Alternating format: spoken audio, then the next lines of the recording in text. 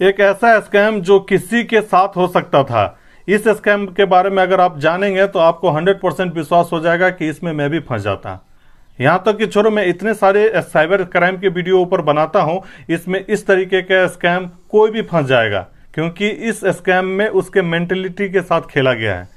ठीक है, अब जैसे हमारे तरह एक फौजी भाई क्या किया गया, एक अपने घर के लिए पार्सल बुक किया। भाई फौज में है, घर से दूर रहता है, तो कोई भी चीज़ें ज़रूरी होती है तो कुरियर करना पड़ता है। तो वो पार्सल बुक करने के लिए कुरियर सर्विस कंपनी के पास गया कहाँ, जो सबसे फेमस कंपनी है DTDC। आप लोग को भी पता होगा इस कुरियर सर्विस कंपनी के बारे में। तो वो भाई साहब वहाँ पे गया और अपने घर के लिए एक पार्सल बुक किया।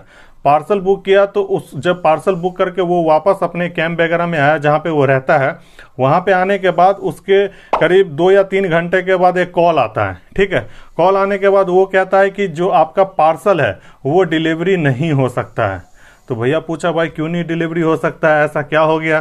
तो बोला कि जो आपने पार्सल बुक किया है उसमें थोड़ा वजन थोड़ी सी बढ़ गई है, तो इसलिए आपको नहीं करना पड़ेगा। तो ज़्यादा चीज़ के नहीं है, हमारे कंपनी के द्वारा केवल 5 रुपये आप पेमेंट कर देंगे तो इसकी जो वज़न है उसके लेवल में आ जाएगा। इसके बाद आपको वो जो पार्सल है वो बुक कर दिया जाएगा।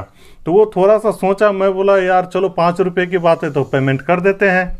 तो हमारे फौजी भाई ने कहा कि चलिए ठीक है सर, मैं आपके ऑफिस में आता हूँ और आपको ये 5 रुपया दे के चला जाता हूँ। तो उस बंदे ने कहा कि सर आपको ऑफिस आने की ज़रूरत नहीं है, 5 रुपया के लिए कहाँ आप ऑफिस आइएगा, ठीक है आप ऑनलाइन पेमेंट कर दीजिए, सब लोग करते हैं तो आप भी ऑनलाइन पेमेंट कर दीजिए। तो बोला कैसे होगा पेमेंट? तो बोला ठीक है मैं आपको एक लिंक भेज देता हूँ, अपने ऑफिस का लिंक भेज देता हूँ, आप क्या कीजिएगा उस पर क्लिक करके उसको पेमेंट कर दीजिएगा। ठीक है, आप देखिए यहाँ पे जासूसी कैसे हो गया। उसको बोला, मतलब उसके माइंड के साथ खेला गया। अब उस सबसे पहले इसकी डिटेल्स में लास्ट में बताऊंगा कि कैसे कैसे क्या क्या हुआ है। अब जब पेमेंट उसको भेजा गया उसके व्हाट्सएप पे, तो जब उसने लिंक पे क्लिक किया तो लिंक पे क्लिक करने के बाद एक पेमेंट का ऑप्शन खुल गया। ठीक है, उसमें सारे क्रेडिट कार्ड के डिटेल्स या फिर डेबिट कार्ड के डिटेल्स या नेट बैंकिंग सारे, तो उसने क्या किया था कि क्रेडिट कार्ड का डिटेल्स उसमें भरा। ठीक है, तो क्रेडिट कार्ड में जो भी नंबर वगैरह है, जो CVV नंबर होता है, पिन नंबर होता है, सारे चीज़ भरा। लेकिन वो जो लिंक था जिस वेबसाइट पे था वो पेमेंट वाला नहीं था, लेकिन उस सामने वाले को तो लगा कि पेमेंट वाला है। तो उसने सारा डिटेल्स भर के उस पर सबमिट कर दिया, तो एक नोटिफिकेशन आया 5 रुपये पेमेंट हो गए। ठीक है, तो उसने कहा दोबारा कॉल करके कि सर मैंने 5 रुपये का पेमेंट आपको कर दिया है, तो आप चेक कर लीजिए। ठीक है, तो इसके जब दोबारा थोड़ी देर के बाद इसके बाद उसके मोबाइल पे मैसेज आना शुरू होता है। पहला मैसेज आता है 26,000 को समथिंग का अमाउंट का कटने का, दोबारा फिर मैसेज आता है, दोबारा फिर मैसेज आता है। इस तरीके से 3 ट्रांजैक्शन उसके अकाउंट से हो जाते हैं। टोटल करीब 80 से 85 हज़ार के बीच में उसका कुल ट्रांजैक्शन कंप्लीट हो जाता है। ठीक है, आप बताइए कि कैसे फ्रॉड हुआ।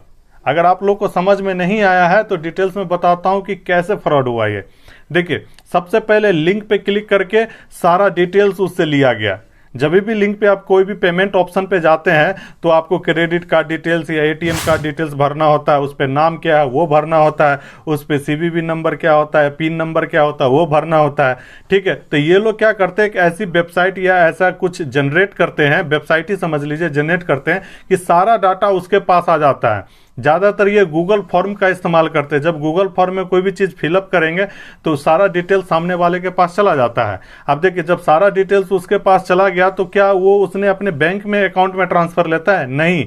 क्या चीज़ करता है, कोई चीज़ परचेज करता है ये लोग।